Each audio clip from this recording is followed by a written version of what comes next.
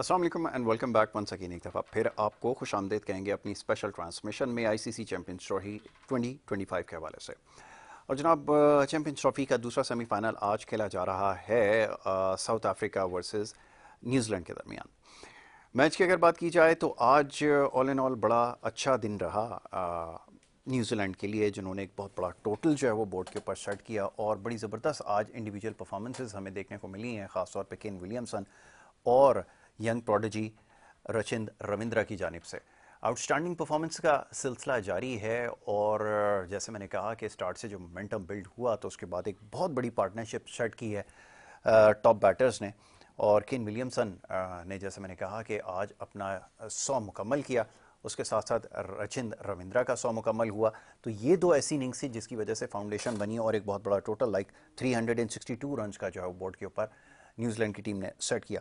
इस वक्त south Africa की बैटिंग जारी है और 85 पे 1 आउट इस वक्त है साउथ अफ्रीका का।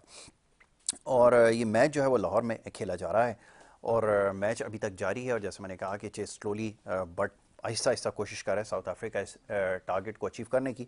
और करंट इस वक्त रन रेट जो है 5.67 का है, जबकि रिक्वायर्ड रन रेट जो है 7.94 तक का पहुंच गया है।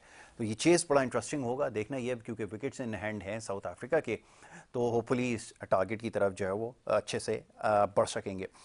इसके ऊपर बात होगी। और ख़ास तौर पे जो कल पहला सेमीफाइनल खेला गया इंडिया वर्सेस ऑस्ट्रेलिया, बड़ी आउटस्टैंडिंग परफॉर्मेंस एक दफ़ा फिर रही टीम इंडिया की और बड़ा कन्विंसिंगली उन्होंने मैच जीत भी लिया।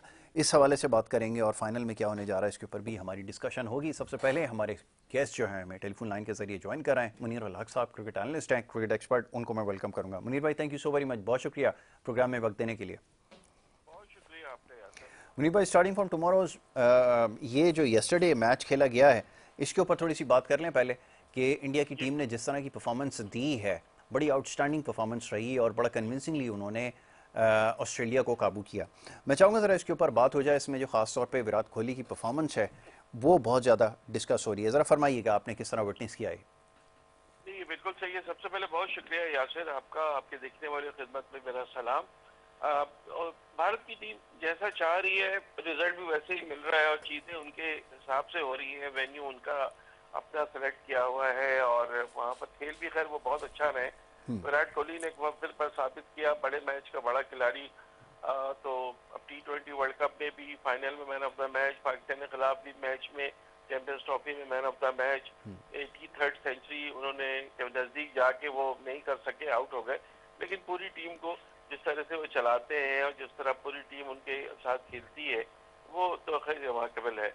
कल जो ऑस्ट्रेलिया के लिए थोड़ा परेशानी का बायस रहा वो कि उन्होंने अपने दो स्पिनर्स को तो शामिल किया, लेकिन वो दोनों स्पिनर्स जो है वो मेयार के मुताबिक बॉलिंग नहीं कर सके, चाहे वो कॉपर कॉनोलरी हो या उनके तनवीर सांगा हो। जी। तो जैसे आपको अच्छे स्पिनर्स चाहिए थे, जरा मुस्तनद स्पिनर्स, उसकी बड़ी कमी महसूस हुई। फिर ऑलरेडी ऑस्ट्रेलिया के 6 बड़े खिलाड़ी जो है वो नहीं है स्क्वाड में, तो उसका भी उनको बहुत नुकसान हुआ।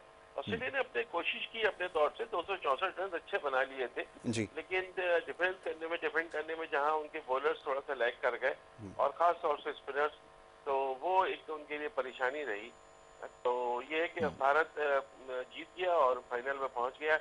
आज पाकिस्तान में आखिरी मैच है चैंपियंस ट्रॉफी का जी। और फिर 9 मार्च को फाइनल दुबई फाइनल में। जो है न्यूट्रल वेन्यू पे खेला जाएगा। That's it.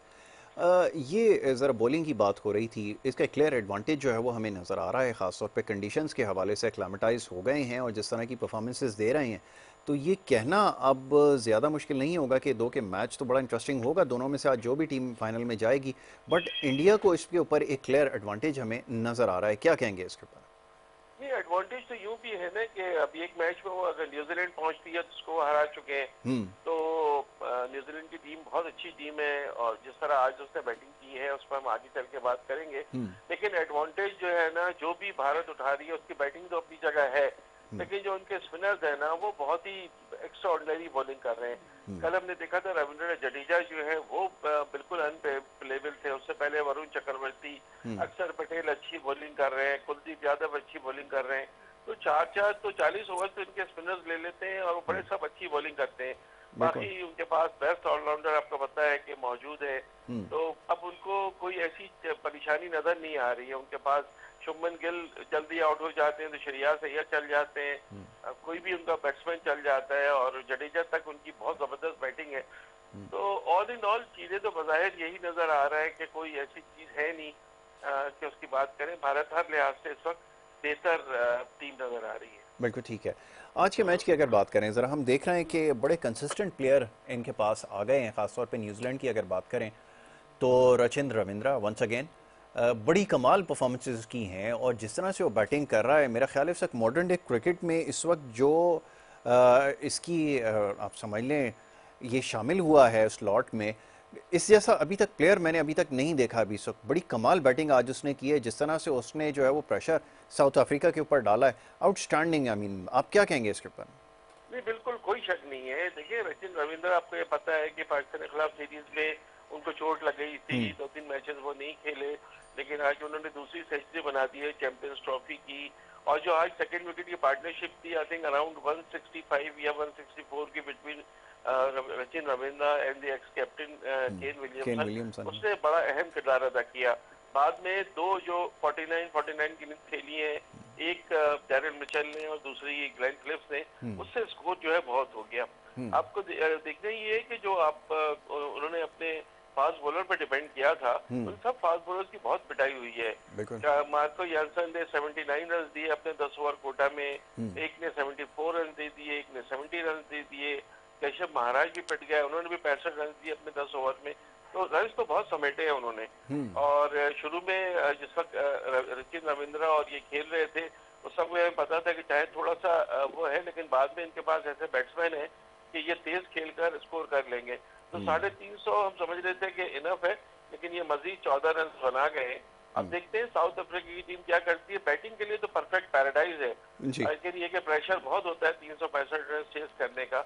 अब उसमें अभी कोशिशें जा रही है, थोड़ी देर में अंदाजा हो जाएगा आगे 10-15 ओवर्स तक कि मैच किस रुख जा रहा है। बिल्कुल ठीक है।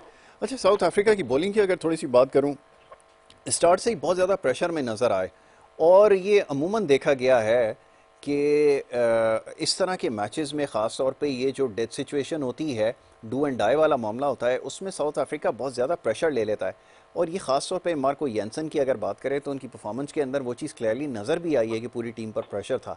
तो आप क्या समझते हैं कि इसको कैसे ओवरकम करें? ये उनके लिए तो एक बहुत बड़ा मुश्किल काम हो गया, और अगर आज भी अगर मैच जीतने में कामयाब नहीं होते तो आई मीन ये तो चूकर्स का जो इनके ऊपर लेबल लग चुका है, ये तो फिर बड़ा मुश्किल होगा इनको हटाना इसको। नहीं, बिल्कुल सही कह रहे हैं। तो वैसे अगर आम बात ये होती कि न्यूजीलैंड क्योंकि एक मैच हार गई है, साउथ अफ्रीका जो है बहुत अच्छा खेल रही, तो बहुत से लोगों का ख्याल ये भी है कि आज साउथ अफ्रीका की टीम ये सेमीफाइनल जीतेगी। लेकिन ये क्रेडिट देना पड़ेगा न्यूजीलैंड को। 364 रन बहुत होते हैं, 365 रन के टारगेट कैसी भी बैटिंग कंडीशन हो, कितना भी इजी हो, उसको चेस करना आसान नहीं होता। खासतौर से जब उनके पास स्पिनर्स भी बहुत अच्छे हैं और उनकी बॉलिंग भी बहुत अच्छी है, फास्ट बॉलर भी उनके अच्छे हैं न्यूजीलैंड के, तो आसान नहीं होता। लेकिन आपने जो मार्को यानसन की बात की, देखिए पिटाई तो जरा सा भी अगर बॉलर थोड़ा सा भी इनएक्सपीरियंस हो या कोई विकेट से बिल्कुल हेल्प नहीं मिले और बैट्समैन जो है आगे बढ़ के मारना शुरू करे तो परेशान तो हो जाते हैं। मार्को यानसन पे अभी बहुत ज्यादा तजुर्बा नहीं है, और जो बड़े टैलेंटेड है और बहुत कम उम्र में ही उन्होंने बड़ा मकाम एक अपना बना लिया है, लेकिन थोड़ी सी पिटाई आज उनकी जरूर हुई है।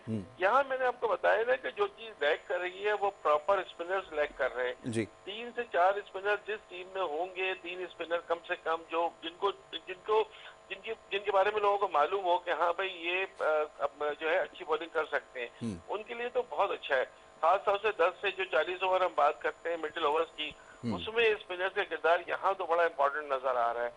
अब न्यूजीलैंड के पास उनके कप्तान जो है मिचेल सेंटर खुद सब बड़े अच्छे स्पिनर हैं, फिर उनके पास माइकल ब्रेजवेल हैं, ग्लेन फिलिप्स हैं, तो उनके पास तो वो चीज है।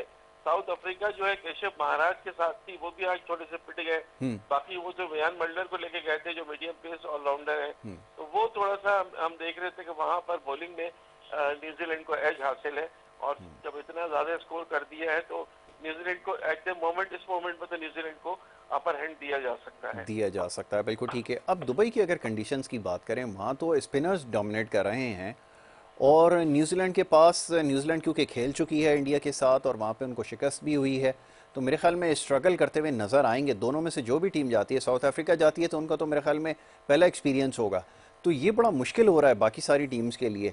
इसके बारे में क्या कहेंगे? वाक़तन है डिफ़िकल्टी वहाँ पर, क्योंकि रन्स बनाना बड़ा मुश्किल हो रहा है, और ख़ास तौर पे इंडिया के पास क्योंकि फुल स्ट्रेंथ से खेल रहे हैं।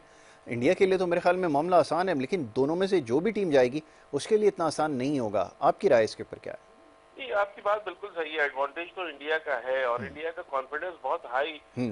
हाई है अभी, क्योंकि उनको किसी किस्म की कोई प्रॉब्लम नहीं है। हर मैच उन्होंने अपने हिसाब से जीत लिया है, कहीं बहुत ज्यादा डिफिकल्टी उनको नहीं हुई है।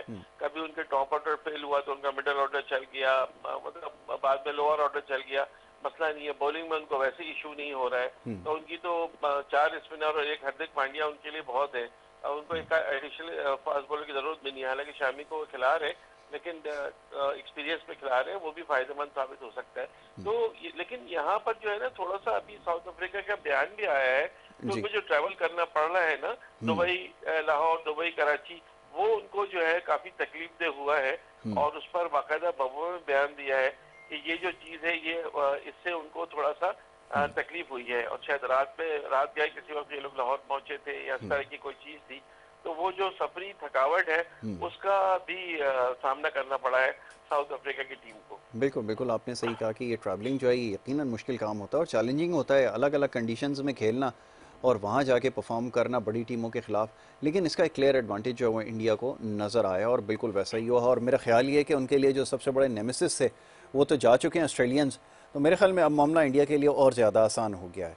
ठीक है जी। नहीं, जी जी। आसान तो हो गया है। आई एम सॉरी, बात कट हो नहीं रही नहीं है। प्लीज़। आसान तो हो गया है, लेकिन देखिए ये क्रिकेट है। 2019 का ओडीआई वर्ल्ड कप जो इंग्लैंड में हुआ था, मुझे याद है कि भारत की टीम बड़ा मजबूत टीम थी, लेकिन न्यूजीलैंड ने उसे हरा दिया था। जी। फिर फाइनल में बड़ा ही क्लासिकल फाइनल हुआ था इंग्लैंड न्यूजीलैंड का, जो ऑलमोस्ट टाई था, लेकिन जीत गई थी इंग्लैंड की टीम। तो वो आप उसको वहां नहीं कह सकते। राइट। थोड़ा सा जो है ना कि जो न्यूजीलैंड की टीम है उसको देखना होगा कि कहाँ पर उनसे क्या गलती हुई है, क्योंकि देखिए कॉम्प्लेसेंट का शिकार तो थोड़ा सा डर हो जाएगी, नेचुरल है ये। ओवर कॉन्फिडेंट थोड़ा सा है भारतीय टीम, ये भी नेचुरल है, क्योंकि जिस तरह आप खेल रहे हैं, आपको अभी तक कोई टफ फाइट मिली नहीं, आप कहीं पे परेशानी से दो चार हुए ही नहीं। तो एग्जैक्टली। आपको ये भी पता है कि आपके पास जो ऑलराउंडर है वो भी दुनिया का बेहतरीन है, स्पिनर्स भी दुनिया के बेहतरीन है। विराट कोहली और रोहित शर्मा के होते हुए बेहतरीन दुनिया के सबसे मजबूत, आपके पास सबसे तजुर्बेकार बैट्समैन आपके यस। पास है। तो ये तो है, लेकिन वही जब आदमी यहाँ पे थोड़ा सा ओवर कॉन्फिडेंट होता है, कहीं पे कोई चीज होती है ना, तो उसका फायदा दूसरी टीम उठा लेती है। न्यूजीलैंड टीम बड़ी बैलेंस टीम है, मेच्योर टीम है, यस। तरीके से खेलती है, ज्यादा शोर शराबा और वो सब नहीं होता, अपने इत्मीनान से खेल के और ये जीत भी लेते हैं। तो अभी आज तो फिलहाल ये हमारा मैच है सेमीफाइनल, देखते हैं कि क्या होता है। लेकिन न्यूजीलैंड पहुंचेगी तो न्यूजीलैंड ने कुछ सीखा भी होगा, हमारी तरह तो नहीं है ना यासिर। जैसे हमारे खिलाड़ी कप्तान है, हर दफा सिर्फ एक बयान होता है, जो गलतियां हुई उससे हम सीखेंगे और आगे बेहतर करेंगे।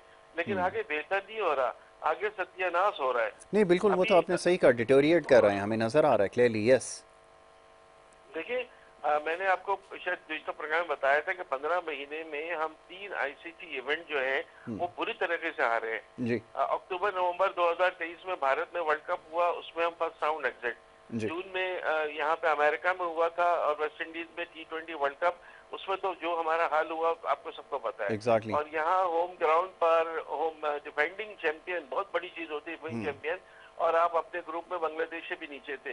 तो पाकिस्तान तो डिटोरिएशन हो ही रही है। उस पर फिर एक ऐसी टीम अनाउंस होती है कि जहां पर लगता है कि अच्छा, आखिर जावेद से पूछा जा रहा है कि शादाब खान को क्यों लिया, तो जवाब ही डिफरेंट दे रहे हैं जी। कि वो इंजर्ड थे। फिर उनसे हमने कहा कि आप खेलें, तो उन्होंने चैंपियंस कप खेला, तो वो बड़ा ये है। भाई यही इन्होंने कहा था कि फहीम अशरफ बड़े मैच का बड़ा खिलाड़ी है, तो कहाँ वो कौन सा कब उसने बड़े मैच का बड़ा खिलाड़ी होने का सबूत दिया है? या शादाब खान के साथ आप रख तो रहे सुफियान मुकीम और बाबर को, उसको अबरार को, लेकिन आप सुफियान मुकीम को और बाबर को, अबरार को, आई एम सॉरी, मौका नहीं मिलेगा। कैसे? इसलिए कि आपने तो खुशबू वाइस शाह कैप्टन भी बना होंगे दिया उसको। और एग्जैक्टली। वहां पे 2 स्पिनर्स बहुत है। तो बिल्कुल। वही होगा कि मैरिट का कत्लेआम जो पहले होता रहा है वो होता रहेगा। देखिए, फहीम अशरफ को दोबारा स्क्वाड में लिया गया, जी। इतना लोगों ने कहा। एक बात आप नोट करें, खुशदिल शाह को लेने पर बहुत आईब्रोज उठी थी, उनमें मैं भी शामिल था, लेकिन खुशदिल शाह ने अपनी परफॉर्मेंस दी। अब उनके इंक्लूजन को कोई एक भी जगह कहीं गलत नहीं कहा जा रहा है कि ठीक है जी उसने थोड़ी परफॉर्मेंस दी थी, आप उनको ले लें।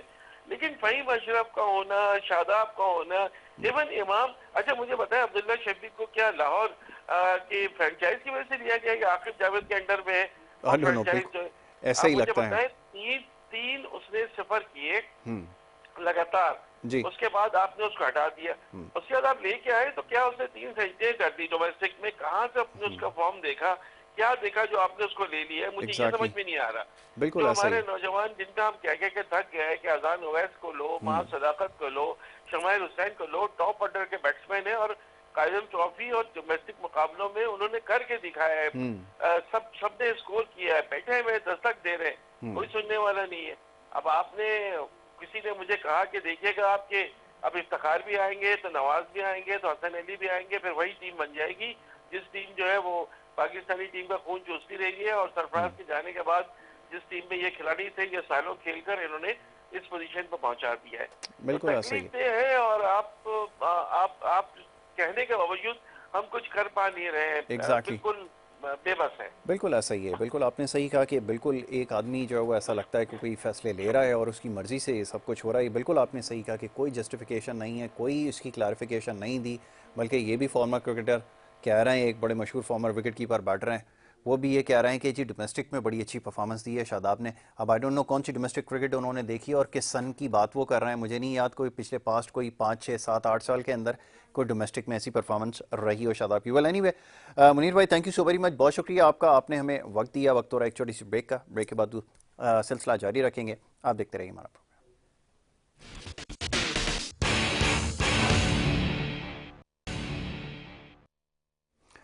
वेलकम बैक वंस अगेन, एक दफ़ा फिर आपको खुश आमदेद कहेंगे। और ब्रेक पे जाने से पहले गुफ्तगू जारी थी, इस वक्त जो मैच खेला जा रहा है साउथ अफ्रीका वर्सेस न्यूजीलैंड, उसके हवाले से हमने बात की। और साथ साथ इससे पहले जो सेमीफाइनल खेला गया है इंडिया वर्सेस ऑस्ट्रेलिया, उसके ऊपर भी बड़ी खुलकर हमने गुफ्तगू की है। और साथ साथ क्यों तस्करा ना हो अपनी टीम का, और साथ में जो टीम सिलेक्शन है उस पर बहुत सारे सवाल इसके ऊपर मौसूल हो रहे हैं। सोशल मीडिया पे इस वक्त जो है वो सबसे ज़्यादा बहस हो रही है कि ये जो इंडक्शन हुआ है शादाब का, इसकी क्या वजह है, इसकी क्या जस्टिफिकेशन है। इतने टैलेंटेड और इतने अच्छे एक्साइटिंग प्लेयर्स को छोड़कर अगर ऐसे प्लेयर्स को मौका दिया जाएगा जिनका ना डोमेस्टिक में ना किसी और सर्किट में कोई परफॉर्मेंस है, तो फिर इसको कैसे सेलेक्टर्स जस्टिफाई करेंगे। और अजीब अजीब बातें जो है वो की जा रही हैं, ये सबके लिए बड़ी हैरान कुन है। बहरहाल इसके ऊपर अभी मज़ीद गुफ्तगू करेंगे, ख़ासतौर पर हमारे जो यंगस्टर्स हैं जिनकी इंडक्शन हुई है उसके ऊपर बात करेंगे। हमारे साथ टेलीफोन लाइन के ज़रिए जो है ज़ैन अदनान मौजूद हैं, एक टैलेंटेड क्रिकेटर हैं, एनालिस्ट हैं और क्रिकेट कोच भी हैं। Jain thank you so very much, बहुत शुक्रिया ज्वाइन करने के लिए। जैन, टीम की सिलेक्शन हो गई है, यकीनन नज़र से गुजरी होगी, यंगस्टर्स को तो चांस दिया गया, बट वो जो पुराने प्लेयर्स थे उनको दोबारा से रिटेन किया गया। प्लस ये कि उसमें शादाब की भी T20 स्क्वाड में वापसी हो गई है। बड़ा क्रिटिकल सब्जेक्ट है, हर कोई ये सवाल कर रहा है, क्या आप समझते हैं कि जिस किस्म की सिलेक्शन हुई है ये वहाँ जाके डिलीवर कर सकेंगे? और प्लस ये कि आने वाले वक्त में आपको क्या लगता है कि ये कोई टीम बिल्डिंग का प्रोसेस आपको नज़र आ रहा है?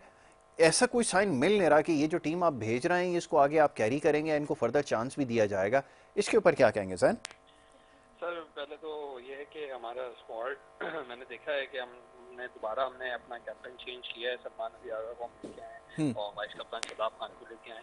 शदाब मैंने जितना भी प्रैक्टिस मैचेस देखे हैं अभी हमारे चैंपियंस ट्रॉफी की हो रहे थे और पहले भी, तो ये कि शदाब बॉलिंग में तो अच्छा डिलीवर कर रहा है, बट ये है कि शदाब को थोड़ा सा अपना बैटिंग में वर्किंग की ज़रूरत है। आप शदाब पीएसएल में बहुत अच्छा डिलीवर करता है, बट ये है कि जहाँ मैचेस की बात आती है इंटरनेशनल मैचेस में शदाब की हमने T20 में या ODI में ऐसी कोई बड़ी इनिंग्स देखी नहीं है। बाकी जो यंगस्टर्स का जहाँ तक का सवाल है, यंगस्टर्स अच्छा है, यंगस्टर्स हम लेके आए हैं, हम अपना भी जो है स्क्वाड को टेस्टिंग कर रहे हैं क्योंकि आपको पता है आगे T20 का एशिया कप आना है, तो ये हमारे लिए एक बहुत बड़ा टूर्नामेंट है कि जो हमारी टीम पिछले टूर्नामेंट से डाउन तो होती आ रही, तो ये टूर्नामेंट है कि एटलीस्ट इसको जो है अच्छा कॉन्क्यूर करें इसको, क्योंकि आपने देखा होगा इंडिया में भी, इंडिया के स्क्वाड में भी जो है आप बार रोहित शर्मा विराट कोहली नहीं होंगे नए, उनके भी यंगस्टर्स हैं काफ़ी और वो भी अच्छी क्रिकेट खेल रहे हैं। तो इस वक्त हमारा मेन टारगेट यही होना चाहिए कि जो हमने स्क्वाड लिया है और हमारे कोचेज जो हैं और हमारे मेंटोर्स जो हैं इस स्क्वाड को अच्छे से अच्छा करें।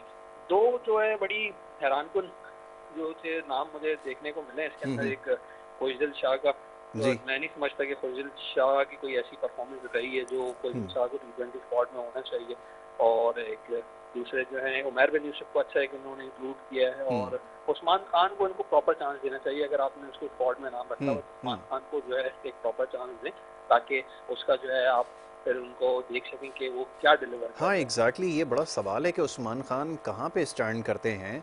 ना T20 में उनकी कोई जगह नज़र आ रही, ना वनडे में उसको सही से आपने चांस दिया। उसको खिलाने के लिए तो आपने बड़े जतन किए, बड़े आपने उसको वहाँ से कॉन्ट्रैक्ट भी ख़त्म करवाया, सब कुछ करवाया, बट यहाँ आने के बाद तो उसको प्रॉपर चांस भी नहीं दिया गया। मेरे ख्याल में पोटेंशियल तो उसके अंदर है, लेकिन उसको कैपिटलाइज सही तरह से नहीं कर पा रहा है। क्या कहेंगे जैन? बिल्कुल सर, ऐसे ही है। वो उस्मान खान यही सुनने में आ रहा था कि वहाँ जाके वो यूएई से नेशनल होकर यूएई की टीम से खेल रहे हैं, उनको फौरी स्क्वाड में शामिल किया गया और फिर उनको प्रॉपरली चांस नहीं दी गया। हमारा क्रिकेट का निज़ाम ऐसे ही है। लास्ट टाइम आपने भी देखा होगा उस्मान खान का, वो Usman ji ji, Usman Qadir, yes. Leg spinner, उनका भी यही हो रहा था कि जो है उनको भी स्क्वाड में शामिल कर रहे हैं। उनका भी हो रहा था वो ऑस्ट्रेलिया जाके नेशनल होकर वहाँ से खेलना है, तो उनको भी बुला के 3 4 5 मैचों में उनको चांस दिया गया, फिर उसके बाद भी उनको साइडलाइन कर दी गई। मैं ये समझता कि उस्मान कादिर अगर हमारे पास होता है चैंपियंस ट्रॉफी के लिए हमारे लिए बहुत अच्छा बॉलर साबित होता। हमने उसको पूरी वर्किंग नहीं की। हमारा यही है कि 4 5 मैच 6 मैच देने के बाद अगर वो परफॉर्म नहीं कर रहा होता उसको बिल्कुल ही साइडलाइन कर देते हैं। ऐसा नहीं करना चाहिए। आप ये कि टीम के साथ साथ कैरी करें, डोमेस्टिक में उन लोग को अंडर गो रखें कोचेस के साथ साथ, ताकि कि आपके पास आपका बेंच मार्क हो। एग्जैक्टली, बिल्कुल आपकी बेंच स्ट्रेंथ तो आपकी मजबूत हो, लेकिन हमें तो ऐसा कोई फैसला नज़र नहीं आ रहा। और मेरा ख्याल है हम एक ही चीज़ फोर्सी करते हैं हमेशा, और वो है पीएसएल के अंदर जो परफॉर्मर होंगे उनको हम दोबारा से शामिल कर लेंगे, और यही हमारा कुल मिला के क्राइटेरिया रह गया है।